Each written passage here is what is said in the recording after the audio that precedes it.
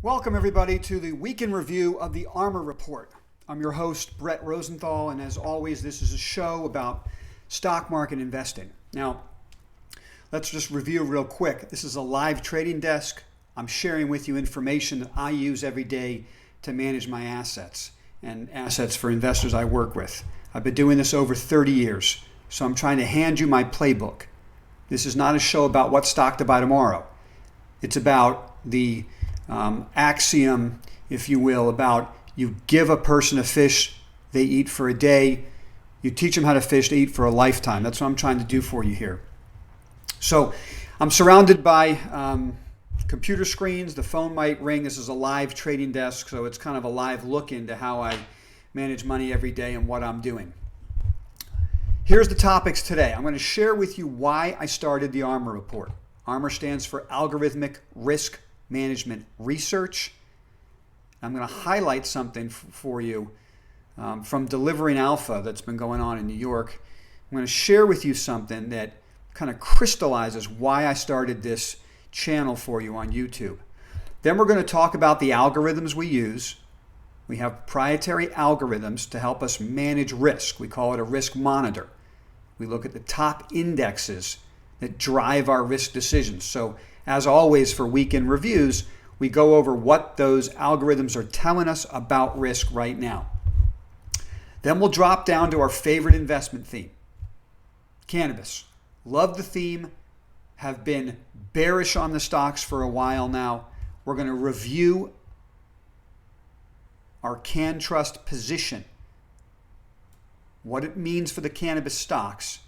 And then I'm going to talk to you about something that's important, okay? Everybody who is a subscriber to the ARMR Report, you can just go to our website, Rosenthal Capital, to subscribe. It's a free service. You're going to be receiving from me in the near future a report about a cannabis stock that we think can be owned now. Now, when I send out those reports, I'm not telling you to run out and buy the stock. What I'm saying is put it on your research list. Do your own research. I couldn't tell you what stocks to buy since I don't know you. I don't know your risk tolerance. I don't know if it's appropriate for your portfolio. But what I can share with you is what I'm doing for my portfolio, what's going on my desk, and what I hope is that it gives you some food for thought. You do your own research and you determine whether or not it would fit into your portfolio. So I'm going to send out in the near future the next ARMR Report to everybody on our email list. Just go to the website, Rosenthal Capital, subscribe. A breakdown of the next cannabis stock that we think we're going to be positioning in the portfolio, or we may already have. I'll let you know when I send it out. Let me share with you what the point of the ARMR Report is and this show real quick, particularly the emails. I've been doing this over 30 years. I actually have subscribed to other services to get emails. I think there's a lot of smart people out there. What annoys me the most about these types of emails is that people feel they have to throw up all over your email list, give you tons of information for you to sift through, and they feel they're doing you a service. I don't feel that's a service. I get these emails in my inbox from different people wanting to give me information, and I have to read through this unbelievable mess of information trying to glean the keys. I don't have that kind of time. Maybe you don't either. So when I send something out from the ARMR Report emails, when I send it to my email list, I'm going to tell you two things. One, I don't send them every day. I only send them when I think there's actionable information that's worth understanding. And two, I try to make the emails short and concise. I'm just trying to give you the information that matters and not all the backstory. Because the purpose of the emails from the ARMR Report is to bring to the top of your mind topics that are important. And then you go out there if you want and find the backstory, do the research, Google and gather more information. So that's the purpose of these emails. When I share with you the cannabis stock that's at the top of our whiteboard for our portfolios now, it's a new entrant for us. When I share it with you, it's meant for you to go and do your own research. So I'll share what the stock is, why it's important, some basic facts of why it fits our approach, and then I invite you to do your own homework. That's what these emails are. So anyway, if you want to know what we're doing, Rosenthal Capital is the website. There'll be a pop-up box. Give me your email address and we'll send this out. And I suspect I may send it out even this weekend. I'm wrapping up right now. I've been listening to conference calls, management discussions, analyst reports, breaking down balance sheets and income statements, pulling out the facts that I think matter, and that's what I'll send you. Okay. Then what we're going to talk about a little bit later, near the end of the show, is our oil position, our energy position. We're going to go over some of the things we've said recently, specifically not to just buy these stocks because there's a bomb that goes off in Saudi Arabia, but how do you deal with the positions now and what's important. So that's what we're going to talk about today. Let's get to it. Thanks for being here. Okay. Why did I start the ARMR Report? I thought it was very interesting yesterday. Tudor Investments has a senior portfolio manager, and at the Delivering Alpha conference, I think she coined this phrase, the Quantimetalist. The Quantimetalist. It's quantitative analysis combined with fundamental analysis and technical analysis. It's the dawn of the Quantimetalist. That's a very interesting term. I've been saying for a long time, algorithms are driving the market. You guys that watch this show know that, otherwise you wouldn't be here watching it.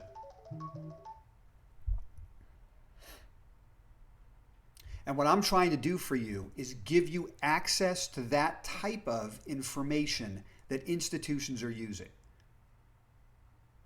So, since the dawn of time in the stock market, there's always information flow. You know, in the 60s and before that, institutions were allowed to talk to the CEO of a company, gather information, and trade on it. There was no such thing as insider trading, right?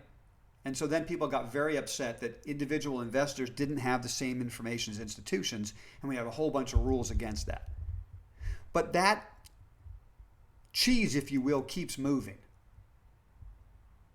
It's a great book called, little book, a very thin book called Where's the Cheese? I recommend you look that up and read it. It's very interesting. It's about life and understanding how to make money, but also understanding when to recognize that the cheese has been moved and to stop looking in that area and look somewhere else. So information is always king when it comes to managing assets, managing risk, increasing net worth. And I submit to you that the information today that institutions have, that big investors have, that individuals don't have access to, are algorithms, algorithmic, quantitative analysis to manage risk. Okay? So obviously there are brokerage firms out there that have quant analysts that send out quant reports. That's not what I'm talking about. I'm talking about literally having proprietary technology that helps you understand risk and how to manage it. We have that on our desk. I literally started the ARMR Report some 160 videos ago to begin sharing that information with you, the individual investor. I feel it's unfair that that information is only in the hands of institutions. And of course, over time, it will work its way to individuals. I'm trying to do my part to help share it with you right now. How do you use the information? Okay? We have proprietary algorithms that help us manage our risk, tell us when risk is too great for reward that we're hoping to get, or vice versa, when the reward is so phenomenal from that entry point that the risk is worth it, and when probabilities are at their highest that we could put capital to work at risk and expect a good return, and when those probabilities are not acceptable, and so we must hold cash. We have proprietary algorithms for 6 indexes. Today I'm revealing the 7th that we're adding to our risk monitor to help us understand when to commit a lot of risk to our portfolio and when to be risk adverse. I use this information in my portfolio in different ways. I have conservative portfolios, aggressive, balanced portfolios. So how can you use the information? Very simply, when we say risk on across the board, you have to say to yourself, what does that mean to me? How much risk am I willing to carry? I can't give you that information because I don't know you. If you're a buy and hold investor, and so you only will carry, 25% cash max, okay, then when our algorithms are saying risk off, that's the time to hold your cash. I'm not telling you how much cash to hold. You determine that. What the algorithms are saying is there's so much risk right now that we're not putting out aggressive risk capital. We're only putting out investments that are longer term in nature, but we're carrying certain amounts of cash. So I might have conservative portfolios and 50% cash. That's for me, for my capital, for people I work with. That might not work for you. You have to determine that. So this is the dawn of the Quantimetalist. And I'm trying to share with you quantamental information.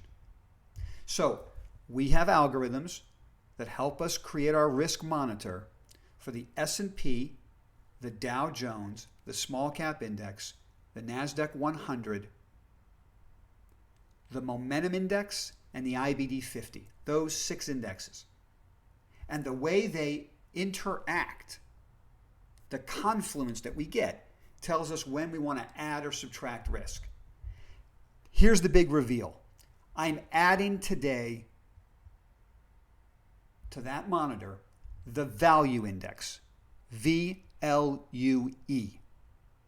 So now we're going to have 7 indexes that our algorithms are tracking to tell us when to add or subtract risk. So let's take a quick look why we're doing that. Here's the value index, VLUE. Now there are many different, by the way, guys, all of these algorithms are working on ETFs. Okay? Something easy for you all to follow. It doesn't have to be, equity index futures or options or anything like that. This is just simple, straight exchange-traded funds.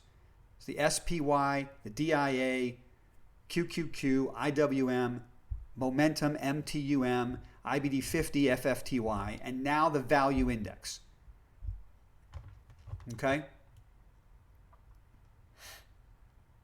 VLUE.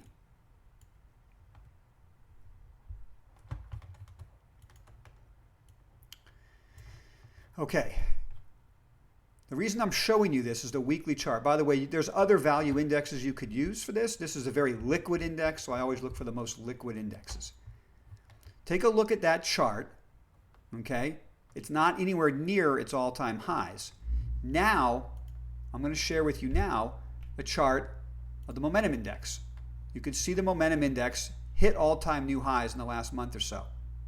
So value is clearly underperforming momentum.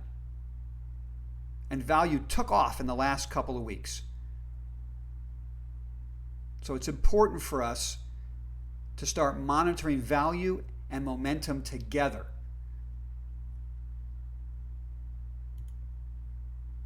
Okay? Now, I have for you right up here, I try to show you every day whether or not we're in a bullish or bearish stance with our algorithms. So clearly, bullish stance still. But we're still in a risk-off mode. What we're doing with this portfolio is we're building dividend-paying assets or passive income investments into the portfolio. I've talked about this before. Things like Kellogg's, 3.8% yield, turning their business around, going after high-margin business, cutting out low-margin business.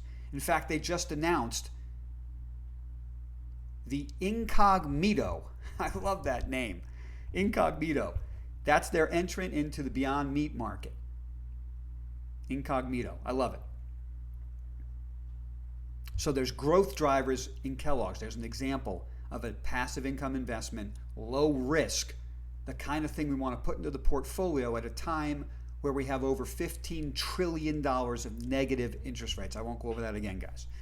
You know how that drives me crazy. But I think we've talked about it enough on this show recently. Okay?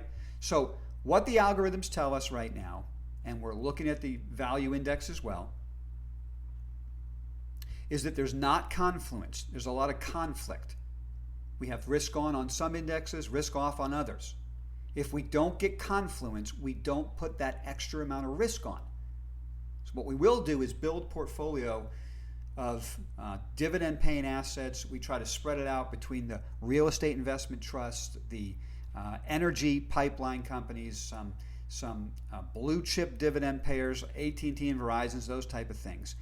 Structure that portfolio to collect income. We're targeting like a 6% yield on the portfolio, net.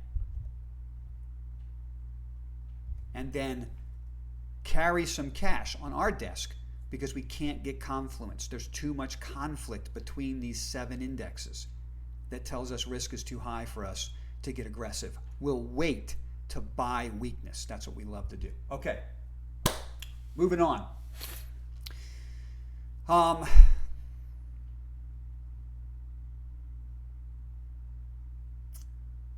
Let's talk cannabis. And don't forget, guys, to help me out, I'd appreciate it if you give us a thumbs up here, okay? Whenever you hear something you like, give us a thumbs up. Helps me with the YouTube, of course. I want to talk about CannTrust for a minute. I suggest you go to our playlist about cannabis and find our CannTrust bonus coverage the day the news broke that they had violated Health Canada rules.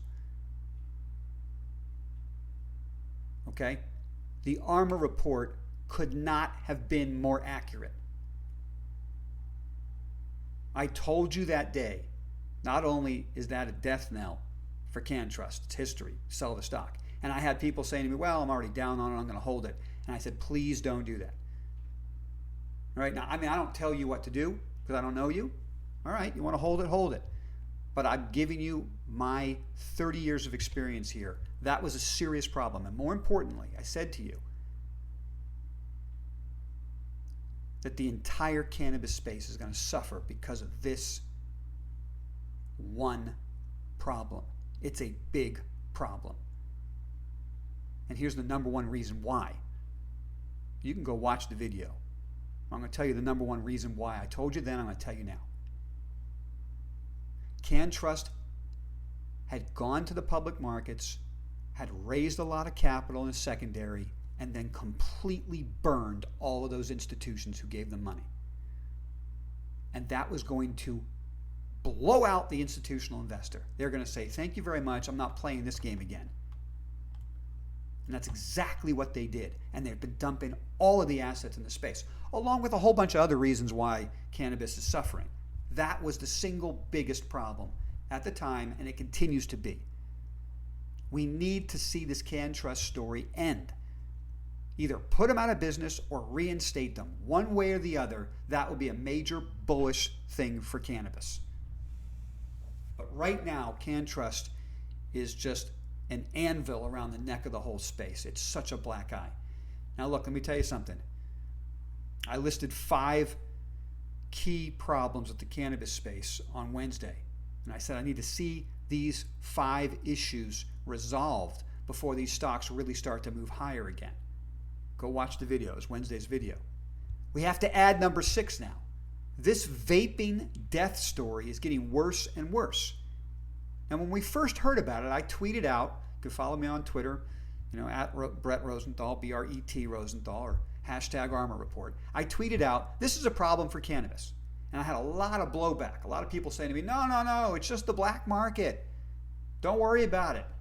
This will be good for, cannabis companies who are doing it right.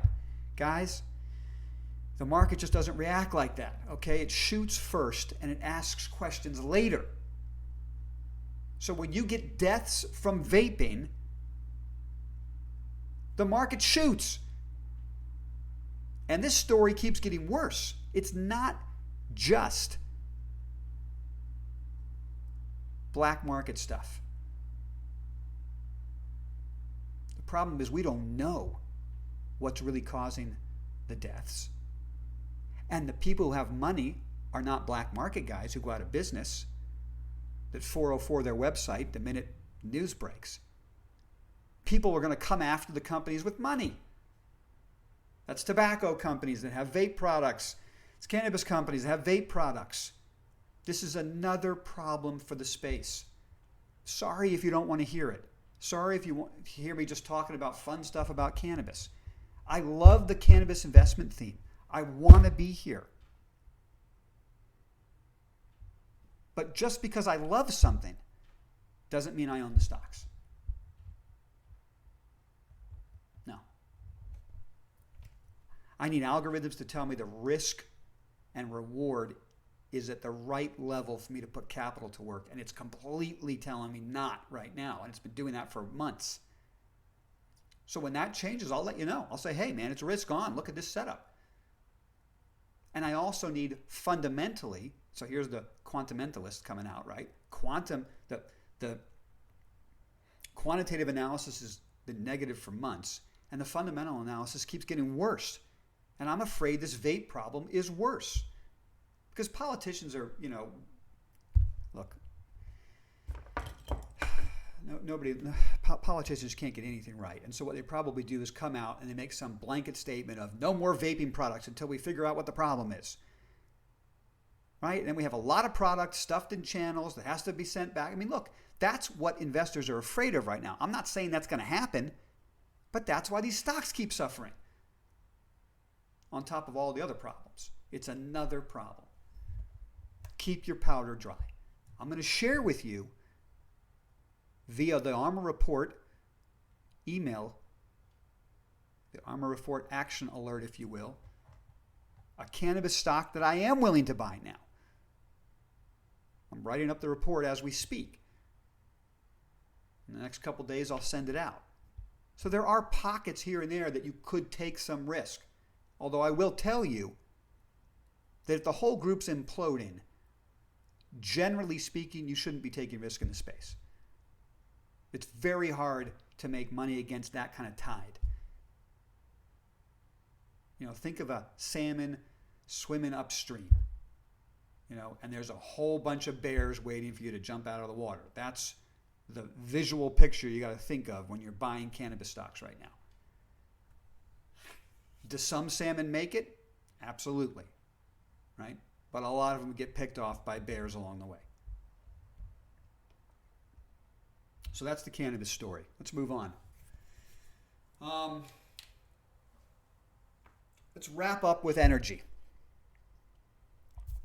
So I told you when the news broke, I think it was last week, that the last thing you want to do is run out and buy energy stocks the day of a bomb that goes off in the Middle East. And that was absolutely accurate, right? Oil was up 15% that day, and then the next couple days it dropped 10%. So, and the same thing for the stocks. You had 10% moves in the exploration and production companies, and they gave back most of those moves. But if you look at oil in a bigger picture, look at USO, the symbol USO, you're going to see a huge base in the price. So as long as the price is stable,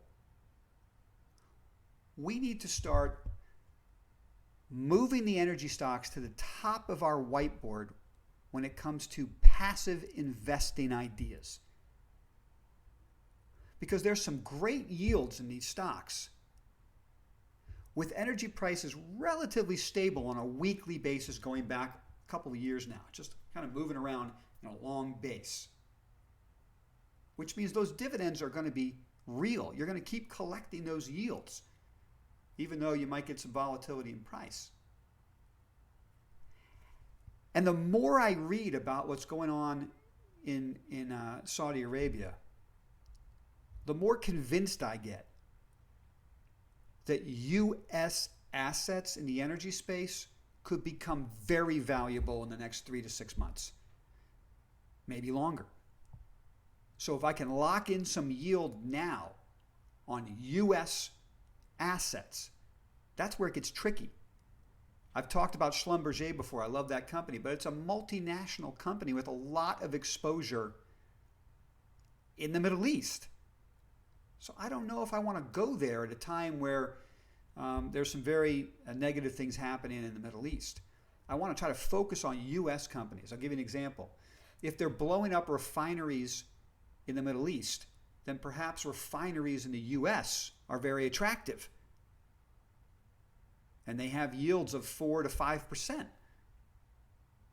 You could do your own homework on this. I'm not telling you what stocks to buy, but I'll just throw out a name and you can start searching for yourself. Valero, all right, there's a big name. Or Marathon, or Phillips 66. These are all refiners in the U.S. They all have decent dividend payouts. And their assets become very valuable if war escalates in the Middle East. And of course, you all know I love the pipelines in the U.S. So my research team is hard at work gathering information on U.S. energy positions that pay dividends to add to my passive income portfolio. So I don't ever buy on the news and the hype, and I never chase these assets. But as they come back in, and it looks like this is a real geopolitical problem, and the price of energy has been kind of really flat going back a long time now. So any imbalance could push that price of energy higher. Okay, now it's time for me to put that to the top of my whiteboard for dividend paying investments. That's what we're doing. Okay? So I'll wrap up with this thought. I still have at the top of this screen here, okay, this bull, but I'm not very comfortable with him. I think the algorithms are telling us risk is definitely too high for me to be comfortable. So take that information how you want, but be advised that the non-confluence is a serious problem for me, and so it really keeps me cautious. All right, guys, I appreciate your time spent with me. I hope you guys have a great weekend. Don't forget, if you have not subscribed yet to the ARMR Report Action Alert, go to our website, rosenthalcapital.com, subscribe. I will be sending out a report about cannabis investing and a new stock that's at the top of my whiteboard. I'll be doing that shortly, okay? Thanks a lot, guys. Have a great weekend. Be safe. Take care.